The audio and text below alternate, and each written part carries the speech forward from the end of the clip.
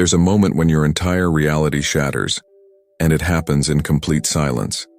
It's when the person you recognized at the deepest level of your soul, the one whose presence felt like coming home after lifetimes of wandering, looks at you and says no. Not with cruelty, not with malice, but with a finality that leaves you questioning whether anything you felt was real at all. You stand there, your heart split open, and the universe offers no explanation, no comfort, just the deafening echo of rejection from the one person who was supposed to see you. This isn't about a breakup. This isn't about someone you dated for a while and things didn't work out. This is about the person your soul screamed yes to, while their soul whispered, not now, maybe not ever. And in that devastating moment, you're left holding a recognition so profound it feels like insanity. Because how can something so real, so undeniable, exist only inside you? How can you feel a connection that rewrites your understanding of love itself, while they walk away as if you were just another person who crossed their path? You've probably spent countless nights replaying every conversation, every glance, every moment of unexpected synchronicity that brought you together. You've analyzed their words, searching for hidden meanings. You've convinced yourself that maybe they're just scared, maybe they're not ready, maybe if you wait long enough or love hard enough, they'll finally see what's been obvious to you from the very beginning. But Carl Jung understood something that most people never grasp about these soul-deep connections. He discovered that when a twin flame rejects you, it's not despite the profound recognition between you, it's because of it. The rejection isn't the universe being cruel, it's the universe being precise. Jung spent decades studying what he called the individuation process, the psychological journey toward wholeness that every human soul is called to undertake. And he found that the most transformative catalyst for this journey often comes disguised as the most devastating loss. Your twin flame's rejection isn't happening to punish you. It's happening to prepare you. Not for them to come back, though your heart still whispers that desperate hope, but for something far more radical than reconciliation. What I'm about to share with you over the next 30 minutes will completely transform how you understand this pain you're carrying. You're going to discover why this specific person had to reject you, what's actually happening in the invisible architecture of your psyche right now, and most importantly, the profound change that Jung discovered occurs in people who've been rejected by their twin flame. A change so fundamental that it doesn't just alter who you are, it transforms what you're capable of becoming. But I need you to understand something before we go deeper. If you're watching this video, if these words are landing in your chest like truth you've been afraid to name, then you're not here by accident. Share in the comments if you've felt this, if you know what it means to be recognized by someone at the soul level and then rejected by them in the physical world. Because Jung believed that the people who find themselves in this particular kind of devastation are being prepared for something most humans will never experience. Let me tell you what Jung really understood about twin flames, because what you've read online, what the spiritual teachers promise, most of it misses the essential truth that Jung spent his entire career uncovering. A twin flame isn't your soulmate in the romantic sense. It's not the person destined to complete you or make your life easier, or give you the fairy tale ending you've been dreaming about since childhood. A twin flame, from Jung's perspective, is a mirror. But not just any mirror. It's the kind of mirror that shows you everything you've been avoiding seeing about yourself, everything you've buried, everything you've denied, everything you've spent your entire life running from. Jung called this the confrontation with the shadow, and he understood that most people go their entire lives never truly facing their own psychological depths. We build elaborate defense mechanisms, we construct personas, we create comfortable narratives about who we are, and we surround ourselves with people who reflect back to us only the versions of ourselves we feel safe presenting to the world. But then, sometimes, we encounter someone who bypasses all of that. Someone who sees through every mask, every defense, every carefully constructed identity. Someone whose very presence activates aspects of ourselves we didn't even know existed. This is what happened when you met your twin flame. Something ancient woke up inside you. Something that had been dormant, waiting, holding its breath through all your other relationships, all your other connections, all the people you tried to convince yourself you loved. And when that recognition happened, it wasn't gentle. It was seismic. It was the psychological equivalent of an earthquake, that cracked open the foundation of everything you thought you knew about yourself, about love, about what's possible between two human beings. Jung observed that when this level of recognition occurs, both people experience what he called the activation of the anima and animus, the contrasexual archetypes that exist within every psyche. For men, the anima represents the feminine principle within, the capacity for emotion, intuition, receptivity, connection. For women, the animus represents the masculine principle, the capacity for assertion, logic, independence, directed action. When you meet your twin flame, you're not just meeting another person, you're meeting the externalized version of these internal aspects of yourself that you've never fully integrated.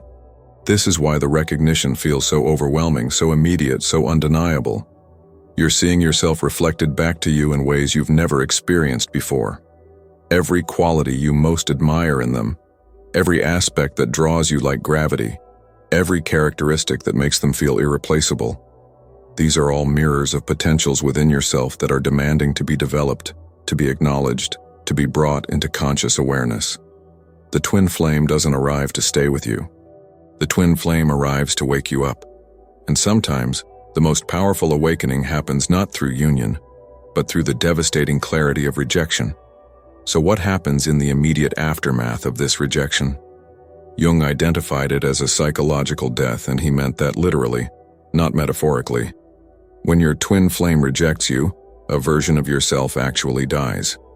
Not physically, of course, but psychologically, spiritually, energetically. The person you were before this encounter, the one who believed love worked a certain way, who understood relationships according to familiar patterns, who had a coherent sense of identity and place in the world, that person cannot survive the magnitude of what you've experienced. You probably feel like you're losing your mind. You wake up and for a brief, merciful moment you forget, and then the reality crashes back over you like a wave that keeps drowning you again and again. You can't eat properly. Food tastes like ash in your mouth. You can't sleep, or when you do, you dream about them with such vivid intensity that waking up feels like losing them all over again. Your body aches in places that have no medical explanation. Your chest feels perpetually tight, as if someone is sitting on your rib cage, making it impossible to take a full breath. Jung would tell you this isn't depression, though it might look like depression to people who don't understand what's actually happening. This is the dark night of the soul, the alchemical process he studied so intensively, where the old form must completely dissolve before the new form can emerge. The alchemist called it the negredo, the blackening, the stage where everything turns to ash and decay. It looks like destruction. It feels like destruction. But Jung understood it as the necessary precursor to transformation. You cannot become who you're meant to be while still clinging to who you were. During this stage, you're going to do things that might embarrass you later. You're going to check their social media obsessively, searching for evidence that they're suffering too, that maybe this rejection is hurting them the way it's destroying you. You're going to drive past places you know they frequent, hoping for an accidental encounter that will somehow change everything. You're going to replay every conversation, analyzing every word, looking for the moment where you could have said or done something differently that would have made them stay. You're going to feel pathetic, desperate, unrecognizable to yourself. Let me be clear about something important here. These behaviors aren't signs of weakness. They're not evidence that you're broken or damaged or too attached. Jung understood them as the psyche's desperate attempt to maintain connection with something that activated such profound recognition within you. Your unconscious mind knows that this person represented access to aspects of yourself you've never fully embodied, and it's terrified of losing that access. So it keeps reaching, keeps searching, keeps hoping. Because on some level deeper than rational thought, your psyche understands that what you're really losing isn't just them, it's the reflected vision of who you could become. But here's what Jung discovered that changes everything. This dissolution isn't happening to you, it's happening for you. And what comes next, if you have the courage to stay conscious through the breaking open, will transform you in ways that no conventional relationship ever could. Now we need to talk about something that's going to sound almost impossible to believe when you're in the depths of this pain. Jung discovered that rejection by a twin flame initiates what he called accelerated individuation, a process that typically takes decades compressed into months or sometimes even weeks. It's like your psyche, having been cracked open by this devastating loss, suddenly has no choice but to evolve rapidly, to develop capacities and insights and levels of self-understanding that most people never achieve in an entire lifetime. Think about what's actually happening right now in your internal world. Every defense mechanism you've relied on your entire life has failed. Every strategy you've used to avoid difficult emotions has been overwhelmed. Every comfortable belief about how love works has been shattered. You're standing in the ruins of your own psychological structures, with nowhere to hide, no way to escape, no familiar patterns to fall back into. And in that terrifying exposure, something extraordinary becomes possible. You're forced to face yourself with a level of honesty that very few people ever achieve. Jung worked with hundreds of patients throughout his career, and he noticed a pattern. The people who went through the most profound transformations, the ones who achieved what he called psychological wholeness, were almost always people who had been broken open by experiences so devastating that their usual defense mechanisms completely collapsed. It wasn't the people who had easy lives, comfortable relationships, or gradual growth. It was the people who had been shattered. And among those shattered people, the ones who had been rejected by what they recognized as their twin flame, underwent the most rapid and complete transformations he ever witnessed. Here's why. When you love someone at the level you loved your twin flame, you're not just loving them, you're projecting onto them every undeveloped aspect of yourself, every potential you haven't embodied, every quality you admire but haven't cultivated within yourself. Psychologists call this projection, but Jung understood it as something more profound. He saw it as the psyche's way of showing you a map of your own untapped potential. Every characteristic that made your twin flame irresistible to you is actually a characteristic that exists latently within you, waiting to be activated, developed, integrated into your conscious personality. So when they reject you, when they walk away and take with them this living mirror of your own potential, you're left with a choice. You can spend the rest of your life searching for someone else to project these qualities onto, hoping that maybe the next person will stay, will accept your projections, will allow you to remain unconscious of your own power. Or you can do what Jung called withdrawing the projections. You can begin the painful, disorienting, absolutely necessary work of recognizing that everything you saw in them, everything you loved in them, everything you thought you needed from them, actually belongs to you. It always did.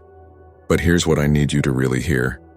And I want you to take a moment after this video and write in the comments about what's coming up for you as you listen to these words. What quality did your twin flame have that you found most magnetic? Was it their confidence, their creativity, their emotional depth, their fearlessness, their ability to see beauty everywhere, their capacity for presence? Whatever it was, that quality is yours. It's already inside you. The rejection is forcing you to stop seeking it outside yourself and start developing it within. Let's go deeper into what Jung discovered about the transformation process itself, because understanding the mechanics of what's happening to you can provide something solid to hold on to when everything else feels like it's dissolving into chaos. Jung identified several stages that people go through after twin flame rejection, and recognizing which stage you're in can help you understand that what feels like random suffering actually has a structure, a purpose, a direction. You're not falling apart aimlessly. You're being systematically dismantled and reconstructed according to a pattern that's been operating in human consciousness for thousands of years. The first stage Jung called the encounter with the unconscious. This is where you are right now if the rejection is still fresh, still raw, still occupying almost every moment of your waking consciousness. In this stage, you're flooded with content from your unconscious mind, dreams, memories, fantasies, emotions you didn't even know you were capable of feeling. It's overwhelming, disorienting, sometimes terrifying. You might find yourself crying at random moments, feeling rage that seems disproportionate to the situation, experiencing anxiety that has no clear object, sensing their presence even when they're nowhere near you. Jung would tell you this is actually your unconscious mind communicating with you in the only language it knows: symbols, emotions, bodily sensations, intuitive knowings that bypass rational thought. Your unconscious has been activated by the twin flame recognition, and now it's demanding attention, integration, acknowledgement. All those aspects of yourself that you've kept buried, denied, repressed, avoided, they're rising to the surface now, and there's no way to push them back down. The twin flame acted like a key that unlocked a door inside you, and even though they've walked away, the door remains open. You can't close it again. You can only walk through it. The second stage is what Jung called the confrontation with the shadow. This is when you start to see aspects of yourself that you've spent your entire life avoiding. Maybe you realize you've been playing small, hiding your light, making yourself less threatening to avoid rejection, and yet here you are, rejected anyway by the one person you thought would see and celebrate your full magnitude. Maybe you recognize patterns of codependency, of abandoning yourself to please others, of seeking external validation, because you've never developed a solid sense of internal worth. Maybe you discover rage you didn't know you were carrying, grief from childhood that you never properly processed, shame about needs you've been taught are too much or inappropriate or selfish. This stage is brutally painful because you're seeing yourself without the protective filters of ego defense mechanisms. You're naked in front of your own gaze, and what you see might horrify you, might make you want to look away, might tempt you to numb out through any means available: relationships, work, substances, spiritual bypassing, anything to avoid this uncomfortable intimacy with your own darkness. But Jung insisted this confrontation is absolutely essential. You cannot integrate what you refuse to see. You cannot transform what you continue to deny. The shadow must be acknowledged, accepted, even loved, before it can be integrated into a more whole and conscious version of yourself. And here's the gift hidden in this stage. As you're facing your shadow, as you're acknowledging all the ways you've been unconscious, immature, reactive, defended, you're also developing something Jung considered one of the most valuable psychological capacities a human being can possess: radical self-honesty. You're learning to see yourself clearly, without the distortions of ego protection or social persona. And that clarity, as painful as it is to achieve, becomes the foundation for everything that comes next. There's a moment that comes, and you won't be able to force it or rush it when something shifts. Jung called this the enantiodromia, the transformation into the opposite, when the intense suffering you've been experiencing suddenly inverts and becomes its opposite. Not happiness exactly, but something more profound, a kind of clarity, a deep knowing, an almost mystical understanding that everything that's happened had to happen exactly as it did. You wake up one morning and realize you haven't thought about them for an hour, maybe two, and instead of feeling guilty about that, you feel something like relief. Or you have a dream where you finally let them go, and when you wake, there's a lightness in your chest that you haven't felt since before you met them. This is the stage Jung called the emergence of the self with a capital S, not the small self of ego identity, but the larger self, the totality of who you are, conscious and unconscious, light and shadow, human and divine. In this stage, you begin to understand experientially, not just intellectually, that you are whole. Not because you found your other half, not because someone has chosen you or completed you or validated you, but because you've done the profound psychological work of integrating all the fragmented aspects of yourself into a coherent, conscious totality. You start to notice that the qualities you admired in your twin flame, the ones that made them seem so extraordinary, so irreplaceable, are actually showing up in yourself now. If it was their confidence, you find yourself speaking up in situations where you would have remained silent before. If it was their creativity, you discover impulses to create, to express, to bring something new into the world. If it was their emotional depth, you find yourself able to feel and process emotions with a capacity you didn't have before. The rejection forced you to stop seeking these qualities in them and start developing them within yourself. And as you do, something miraculous happens. You become more yourself than you've ever been. Jung observed that people who complete this transformation after twin flame rejection often report feeling more alive, more present, more authentic than they felt even during the peak moments of the twin flame connection. Because now the wholeness isn't dependent on someone else's presence. It's not contingent on external validation. It's not fragile or temporary or at risk of being taken away. It's yours.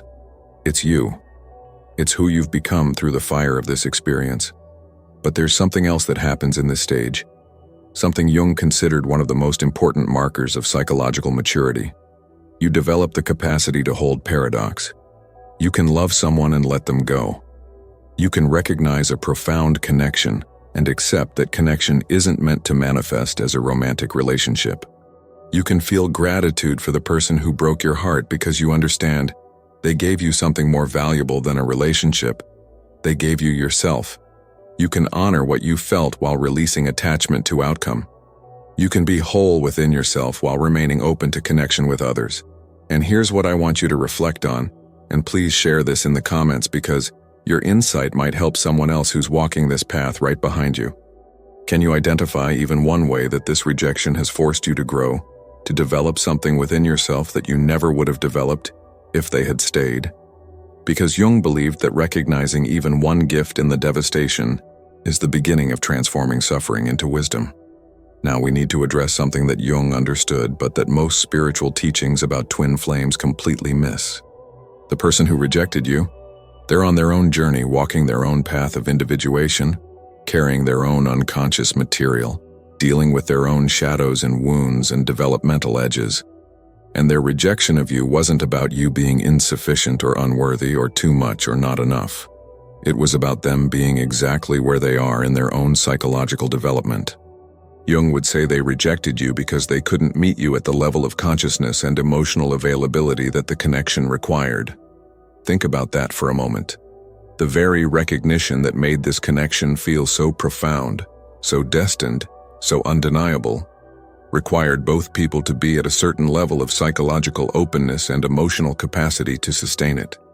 And if one person isn't there yet, if they're still caught in their own unconscious patterns, still running from their own shadow, still defended against the very vulnerability that real intimacy requires, then no amount of connection, no matter how powerful, can bridge that gap. The rejection isn't a verdict on your worth, it's a statement about their capacity in this moment. Jung spent considerable time exploring what he called psychological types, and he discovered that people have vastly different capacities for introspection, emotional depth, and tolerance for psychological complexity. Some people are naturally oriented toward the inner world, comfortable exploring their own psyche, willing to face uncomfortable truths about themselves. Other people are more oriented toward the outer world, more focused on external achievement, social status, conventional success, and they find the psychological deep diving that you're naturally drawn to threatening, overwhelming, or simply uninteresting. Your twin flame might be one of these people.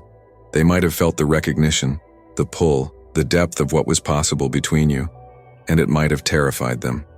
Not because you did anything wrong, not because the connection wasn't real, but because sustaining that level of connection would have required them to face aspects of themselves they're not ready to face, to develop capacities they haven't cultivated, to step into a level of vulnerability and authenticity that feels too dangerous to their current psychological structure.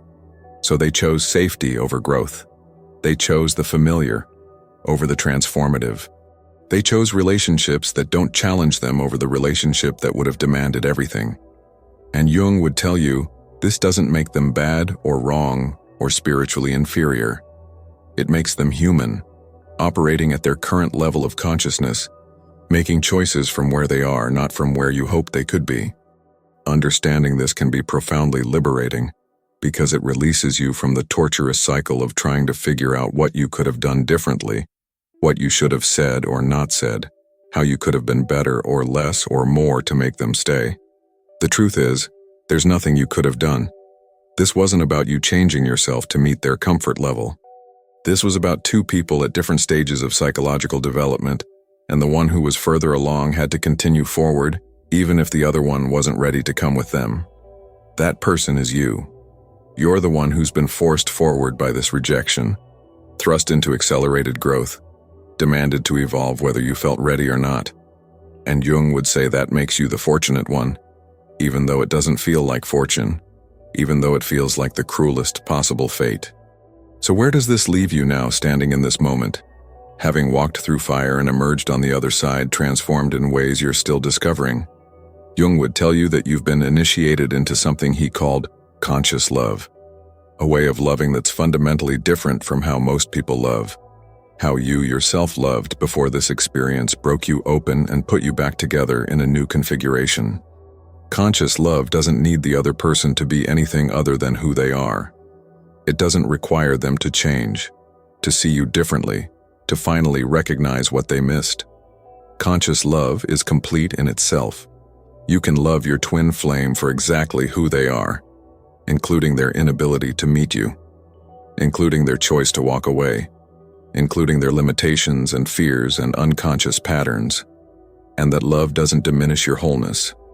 It doesn't make you incomplete or unfinished or perpetually waiting for them to come back. You can hold them in your heart with tenderness while simultaneously moving forward with your life, opening to new connections, building relationships with people who can actually meet you where you are. This is the paradox Jung said only individuated people can hold, loving and letting go at the same time, staying open while having boundaries, honoring what was while embracing what is. And here's what Jung discovered about people who've been through this particular initiation. They become what he called wounded healers, people whose own suffering has been so profound and so consciously processed that they develop an almost supernatural capacity to hold space for others who are suffering. You've been to the underworld and returned. You've died psychologically and been reborn. You know what it's like to have your entire reality shattered and to somehow find your way back to life, to hope, to the possibility of joy. That knowledge, that lived experience, becomes medicine for other people who find themselves in similar darkness. You might find that people start coming to you, often without knowing why, seeking your presence, your wisdom, your witness. They sense something in you, a depth, a groundedness, an authenticity that's rare in a world where most people are still wearing masks and playing roles and avoiding their own psychological depths. You've become someone who can hear another person's pain without trying to fix it or minimize it or rush them through it, because you know that pain, when consciously held, transforms into wisdom. This is your gift now, born directly from your wound. If this video has met you where you are, if these words have helped you understand your experience in a new way, I want to invite you to leave a comment sharing one thing you've learned about yourself through this rejection. What has this experience taught you that you couldn't have learned any other way? Your words might be exactly what someone else needs to hear to keep going, to trust the process, to believe that transformation is possible even when everything feels broken beyond repair. And if you found value here, please subscribe to this channel so we can continue exploring these depths together. Share this video with someone who's walking through their own dark night, who needs to know they're not crazy, not broken, just breaking open into who they're meant to become. Thank you for trusting me with your time, for having the courage to face your pain rather than run from it, for being willing to transform rather than just survive. What you're going through matters. You matter, and the person you're becoming through this fire is exactly who the world needs you to be.